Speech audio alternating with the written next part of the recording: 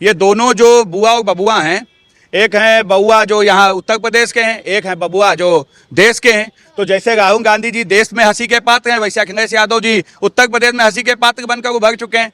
तो राहुल गांधी की नस्ल वो है कि सदैव सनातन विरोधी, सनातन को मिटाने वाली, हिंदुओं को गाली देने वाली, राष्ट्र विरोधी बात करने वाले, राष्ट्र को नुकसान पहुंचाने वाले, ये उनकी नस्ल है। राहुल गांधी जी हो गई, प्रियंका गांधी जी हो गई, ये लोग नास्तिक लोग हैं। ये भगवान को मानते ही नहीं है। स्वयं को भगवान बताने वाले राहुल गांधी जी से ये देश कौन सी अपेक्षा कर सकता है, जो भगवान राम को ना मानते हो, भगवान कृष्ण को ना मानते हो। आने वाले समय में पूर्ण रूप से मानसिक रूप से दिवालियापन हो जाएंगे आदरणीय राहुल गांधी जी और प्रियंका गांधी जी, और किसी मानसिक रोग विशेषज्ञ डॉक्टर के पास ही उनको जा करके अपने दिमाग का इलाज कराना पड़ेगा। राहुल गांधी जी की देश का तो विकास होगा, लेकिन राहुल गांधी की बुद्धि का विकास ना हो पाया है, ना हो पाएगा। कि राहुल गांधी की जाति क्या है, राहुल गांधी जी का धर्म क्या है, क्योंकि जब चुनाव आता है तो वो चुनावी पंडित बन जाते हैं। राहुल गांधी इडियट हैं, इतने बड़े इडियट की उनको क्या कहा जा सकता है, वो उल्टा सीधा ही बयान देते हैं। देखिए और ये तस्वीर देखिए। That another idiot is God. Andhbhakt is a person who is absolutely convinced that another idiot is God. अब इसमें आप देख सकते हैं कि किस तरह से राहुल गांधी को परशुराम बनाया गया है और साथ में प्रियंका गांधी वाड्रा की मूर्ति बना करके लोग पूजा कर रहे हैं। ये मूर्ति आपको कर्नाटक में मिल जाएगी देखने के लिए, और ये फोटो आप देख सकते हैं कि किस तरह से राहुल गांधी के ऊपर दूध अर्पण किया जा रहा है और उन्हें परशुराम का अवतार बनाया गया है। यहाँ देखो, राहुल गांधी का राजनीतिक स्तर बहुत गिरा हुआ है और वो जो राजनीति करते हैं उनको कोई सीरियस नहीं लेता है। ना जनता सीरियस लेती है, ना उनके पार्टी के उनको नेता सीरियस लेते हैं, ना उनको सदन में सीरियस लिया जाता है। तो उनके मन में जो आता है वो कह देते हैं और उनको कहने के बाद भी नहीं याद रहता कि हमने थोड़ी देर पहले क्या कहा था। देखिए आदरणीय राहुल गांधी जी के अगर इतिहास पर आप जाएंगे, उनके बाबा से लेकर के उनके पिताजी तक, तो आज तक वो यही नहीं समझ में आया कि वो किस जात से ताल्लुक रखते हैं। कोई भी अभी तक उनको बता ही नहीं पाया वो कौन से जात के हो, अगड़े हैं कि पिछड़े हैं कि दलित समाज के हैं, ये तय नहीं हो पाया। वो जब जब चुनाव आता है, कभी वो दलित बन जाते हैं, कभी वो पिछड़े बन जाते हैं, कभी अगड़े बन जाते हैं। हम लोग स्वयं ब्राह्मण समाज से आते हैं, आज तक कोई ब्राह्मण समाज का व्यक्ति उनको अपने समाज का तो मानने की तैयारी नहीं हुआ। हाँ, निश्चित तौर पर चुनाव के दृष्टि से जब उनको जहां जरूरत पड़ती है उस तरीके से अपनी जातियों को तय करते हैं, और जो पुराना उनका इतिहास है उनके खानदान का, वो भी कई जातियों से जुड़ा हुआ है, इसलिए उनकी जाति तय कर पाना एक बहुत मुश्किल काम है। और निश्चित तौर पर ऐसे वो तमाम अंधभक्त जिनके जात का ही ना पता हो, जिनके पिता का ना पता हो, जिनके बाबा का ना पता हो, एक बाबा अलग जात से हो, पिता अलग जात से हो और बहुत सी जातियों में बटे हुए हों, उनको अगर भगवान परशुराम बता रहे हैं तो निश्चित तौर पर ये बहुत दुर्भाग्य। ये राहुल गांधी जी से पूछिए, बताएंगे। नहीं, उन्होंने तो बोल दिया ना, अब आप लोग बताइए अंधभक्त विश्लेषण वही कर सकते हैं जो कि उनकी। बता सकते हैं अंधभक्त क्या होता है? देखिए, जो जिसके ऊपर आंख बंद करके भरोसा करता हो, अगर उसको अंधभक्त की श्रेणी दे रहे हैं। देश में 75% जनता आज भारतीय जनता पार्टी के साथ है, आंख बंद करके है, आदरणीय नरेंद्र मोदी जी के साथ है। अगर उसका मजाक उड़ाने का काम राहुल गांधी जी कर रहे हैं तो जो एक दो प्रदेशों में उनकी सरकार बची है, आने वाले समय में देश की जनता और प्रदेश की जनता वहां से उनको उखाड़ करके फेंकने का काम करेगी। और निश्चित तौर पर अभी उनका मानसिक संतुलन 50% बिगड़ा है। जब बाकी बचे हुए प्रदेशों से उनकी सरकार चली जाएगी तो वो 100% उनका मानसिक संतुलन खराब हो जाएगा और किसी मनोरोग विशेषज्ञ के पास जा करके वो भर्ती होंगे और अपना इलाज कराएंगे। ये आज ही हम आपके माध्यम से सबसे और उनको बताना चाहते हैं। भाजपा को वही लोग पसंद करते हैं जो देश से प्रेम करते हैं, अपनी संस्कृति और अपनी धरोहर को, जो पहले छोटे छोटे बच्चे नहीं जानते थे, आज वो सब जान रहे हैं कि हैं भगवान श्री राम जी क्या थे। जो पहले हम लोगों को किताबों में भी नहीं पढ़ाया जाता था कि जो हमारे पूर्वज थे, जो एक से एक योद्धा रहे हैं, उनके बारे में नहीं पढ़ाया, मुगलों के बारे में ही सिर्फ पढ़ाया जाता था। आज छोटे छोटे बच्चों से भी आप ये पता कर सकते हैं कि जो हमारे पुरखे थे उनके बारे में वो सब बता सकते हैं। अंधभक्त कहना या किसी भी पार्टी को इडियट कहना ये सही है कि स्टूडेंट की बात करें, इडियट की बात करें, अंधभक्त की बात करें, क्या लगता है ये सही है? ये उनकी संकुचित सोच का नतीजा है और जो जिसमें विश्वास रखता है। आज मोदी जी में हिंदुस्तान की करोड़ों संख्या है, वो विश्वास करती है। इसी वजह से मोदी जी को 3 बार प्रधानमंत्री चुना है। राहुल गांधी को सीरियस नहीं लेता है और वही राहुल गांधी आजकल भाजपा के ऊपर टिप्पणी कर रहे हैं, उन्हें अंधभक्त किसी को कह रहे हैं, किसी को इडियट कह रहे हैं, क्या कहेंगे? हाँ, हम अंधभक्त हैं, मोदी जी के हैं भक्त, बाबा जी के भक्त हैं। वो खुद राहुल गांधी इडियट हैं, इतने बड़े इडियट की उनको क्या कहा जा सकता है। वो उल्टा सीधा ही बयान देते हैं, जब भी देते हैं हिंदुओं के खिलाफ ही बोलते हैं। कभी भी हिंदुओं के पक्ष में कोई बात नहीं करते हैं, सनातन की बात कभी नहीं करते हैं, और जरूरत पड़ जाती है तो कोर्ट के ऊपर जनेऊ पहन लेते हैं। सनातन की तो बात कर रहे हैं ना, राम मंदिर में चंदा चोरी हुआ, अब तो सनातन की चंदा चोरी की बात कर रहे हैं। योगदान क्या है उनका? उनका योगदान कोई है? आप ही बताइए। कोई योगदान नहीं है। राम मंदिर तो गए नहीं वो अभी तक, अयोध्या नहीं गए, कहीं नहीं जाते। जब चुनाव आता है तो पहुंच जाते हैं, मंदिर पहुंच जाते हैं, और राम मंदिर में कोई योगदान नहीं है उनका। निश्चित तौर पर ये नास्तिक लोग हैं। राहुल गांधी जी हो गई, प्रियंका गांधी जी हो गई, ये लोग नास्तिक लोग हैं। ये भगवान को मानते ही नहीं हैं। स्वयं को भगवान बताने वाले राहुल गांधी जी से ये देश कौन सी अपेक्षा कर सकता है, जो भगवान राम को ना मानते हो, भगवान कृष्ण को ना मानते हो, माँ वैष्णो देवी को ना मानते हो। चुनाव को छोड़ करके कभी राहुल गांधी जी को, प्रियंका गांधी जी को किसी मंदिर पे आपने दर्शन करते देखा है? ये भारत के सनातन धर्म को मानने वाले लोग, भारत में भगवान और माता भगवती को मानने वाले लोग अच्छे तरीके से कांग्रेस के चरित्र और चेहरे को जानते हैं, राहुल गांधी जी को जानते हैं, प्रियंका गांधी जी को जानते हैं। और सबसे बड़ा दुर्भाग्य है, इतने बुरी तरीके से देश की जनता उनको चुनाव हराती है, इसी सनातन धर्म को मानने वाले लोग हराते हैं। उसके बाद भी उनका मानसिक संतुलन ठीक होने का नाम नहीं ले रहा है। हमारा तो अपना मत है एक राजनीतिक और सामाजिक कार्यकर्ता होने के नाते, आने वाले समय में पूर्ण रूप से मानसिक रूप से दिवालियापन हो जाएंगे आदरणीय राहुल गांधी जी और प्रियंका गांधी जी, और किसी मानसिक रोग विशेषज्ञ डॉक्टर के पास ही उनको जा करके अपने दिमाग का इलाज कराना पड़ेगा। और कांग्रेस के पास वैसे भी कुछ बचा नहीं है। आप कोई सलाह देंगे किस डॉक्टर के पास जाए? निश्चित तौर पर हमारे भतीजे खुद डॉक्टर देवाशीष शुक्ला जी मानसिक रोग के बड़े डॉक्टर हैं।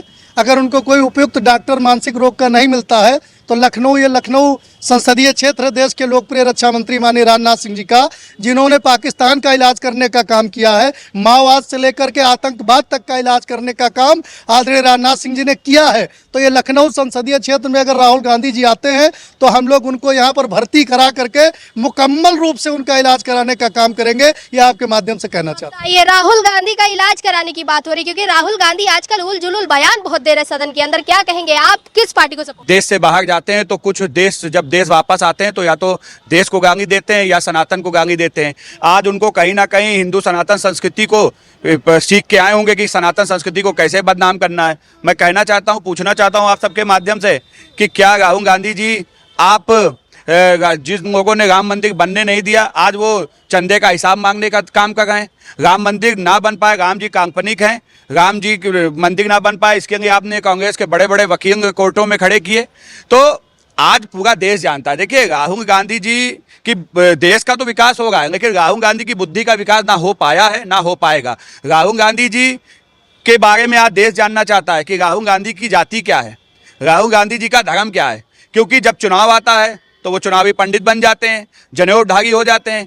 जब किसी और चुनाव में जाते हैं, देखते हैं वहाँ पे एक धर्म का वोट ज़्यादा है तो वहाँ टोपी पहन लेते हैं। तो जिसका कोई जाति और किसी का मजहब ना हो और किसी का कोई धर्म ना हो, तो ये सेकुलर है ना, आप कैसे सवाल उठा रहे? सेकुलर भी तो होता है कुछ शब्द। देखिए, मैंने कहा ना आपसे, ये दोनों जो बुआ और बबुआ हैं, एक हैं बबुआ जो यहाँ उत्तर प्रदेश के हैं, एक हैं बबुआ जो देश के हैं। तो जैसे राहुल गांधी जी देश में हंसी के पात्र हैं, वैसे अखिलेश यादव जी उत्तर प्रदेश में हंसी के पात्र बनकर उभर चुके हैं। देखिए, राहुल गांधी जी को उत्तर प्रदेश और देश की जनता कभी भी सीरियस और गंभीरता से नहीं लेती है। राहुल गांधी एक कॉमेडियन है, जिनको जब वो बयान देते हैं तो वो हंसी के पात्र बन जाते हैं। पूरे देश में उनकी हंसी और खिल्ली उड़ाने का काम उत्तर देश की जनता करती है, क्योंकि जो गंभीर व्यक्ति होता है वो जनहित के मुद्दों को उठाता है। उनका काम क्या है? देश को गाली बक दो, संसद में आओ, किसी प्रकार से झूठ आरोप लगा दो। अभी आपने देखा, उन्होंने कहा कि मैंने देखा कि गृह मंत्री जी ने आदेश दिया था कि वहाँ पैलेट गन और गोली बांधने के आदेश थे जंतर मंतर पर। तो इस तरीके के झूठे बेबुनियाद आरोप आप किसने? संसद के अंदर बैठे ना, कोई गंभीरता होगी? कोई गंभीरता नहीं है। जो मुंह में आ रहा आप बकते चले जा रहे हैं। बयान दिखाते हैं, और ये बयान देखिए जो कल सदन के अंदर दिए गए, और ये तस्वीरें को देखिए जरा, ये बयान देखिए और ये तस्वीरें देखिए। देखिए, राहुल गांधी जी के लिए इतना कहूंगा, लहजा बता देता है कि परवरिश कैसी है। सुनिए, लहजा बता देता है कि परवरिश कैसी है, और संस्कार बता देता है राहुल गांधी की नस्ल कैसी है। तो राहुल गांधी की नस्ल वो है कि सदैव सनातन विरोधी, सनातन को मिटाने वाली, हिंदुओं को गाली देने वाली, राष्ट्र विरोधी बात करने वाले, राष्ट्र को नुकसान पहुंचाने वाले, ये उनकी नस्ल है। ये राहुल गांधी की नस्ल है, इसको हमको समझना पड़ेगा। देश जान चुका है, इसलिए देश के लोग उसको गंभीरता से नहीं लेते। राहुल गांधी जी जितनी देश विरोधी शक्तियां हैं, जो लोग आज जंतर मंतर पे बैठे थे, देखिए मैं जंतर मंतर पे मैं स्पष्ट कर, वो चांदी का और सोने का चम्मच लेके पैदा हुए हैं। हमारे देश की ना संस्कृति जानते हैं ना विचार जानते हैं।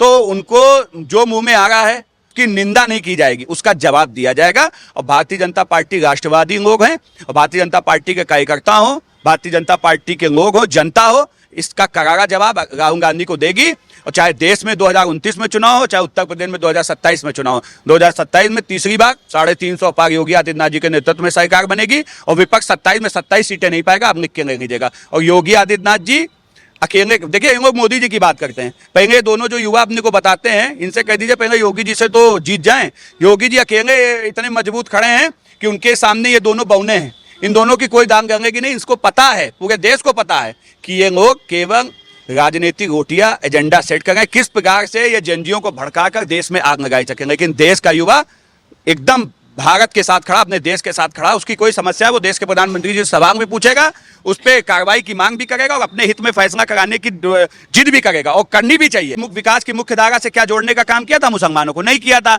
लेकिन मुसलमान आज भी धर्म के आधार पर वोट दे रहे हैं। भारतीय जनता पार्टी जहां कमजोर है उसको और कमजोर करने के मुसलमान वोट दे रहे हैं। लेकिन मुसलमान ये नहीं देख रहा कि उसके विकास की बात अगर कोई करता है तो देश के प्रधानमंत्री जी करते हैं, मुख्यमंत्री करते हैं। हमारे प्रदेश के प्रधानमंत्री जी ने कहा कि आज का मुसलमान वो बने कि एक हाथ में कुरान और दूसरे हाथ में कंप्यूटर देने का काम करेंगे। लेकिन उसके बावजूद कुछ लोगों के अंदर जाति और धर्म का चश्मा है, वो उसके ऊपर उठकर देख नहीं पा रहे हैं। लेकिन देश की जनता बड़ी मात्रा में, 140 करोड़ जनता का देश है, 120 करोड़ जनता मोदी जी के साथ है, योगी जी के साथ है। योगी जी के नेतृत्व में बहुत मजबूत काम, युवा, गरीब और किसान, 3 जातियां मोदी जी ने बताई थी, उन तीनों पे काम किया जा रहा है। आज मजबूत सरकार काम कर रही है, उसी के लिए आज ये लोग घबराए हुए हैं। नौजवानों की बात अगर भारत की सरकार सुन रही है तो स्वागत होना चाहिए। लेकिन जो एक नकारात्मक सोच के लोग हैं, राहुल गांधी जैसे लोग जिनके पास न बोलने की तमीज है, न काम करने की तमीज है, न चलने की तमीज है, ऐसे लोग जब संसद में जाते हैं तो अपनी बात रखने की जगह पर,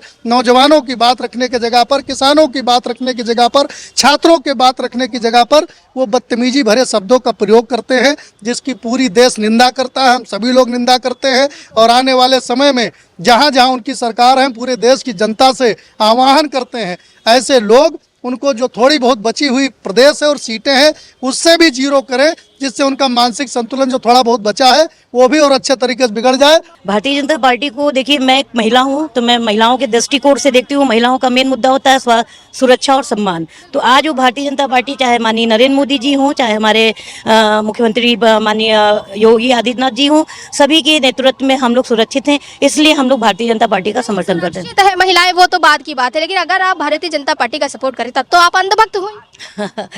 देखिए, ये अंधभक्ति की बात नहीं होती है, ये हमारी सुरक्षा की बात है। और जहाँ सुरक्षा की बात आती है वहाँ अंधभक्ति की बात नहीं आती। अंधभक्त तो कहने का मतलब ये है ये जो आपके राहुल गांधी जी हैं, ये लोग कहते हैं। तो हम तो ये कहना चाहेंगे कि अगर हम लोग अंधभक्त हैं, मतलब अंधभक्त तो भक्तों का, ईश्वर के अंधभक्त होते हैं। आप तो चमचे पालते हैं, आप क्या करते हैं? आपके तो चमचे हैं। हम लोग तो फिर भी एक भक्ति शब्द लगाए, भक्त शब्द लगाए तो हम लोग भक्त हैं जी। इन लोगों को जाति से मतलब है, देश के धर्म और धार्मिकता से कोई मतलब नहीं है।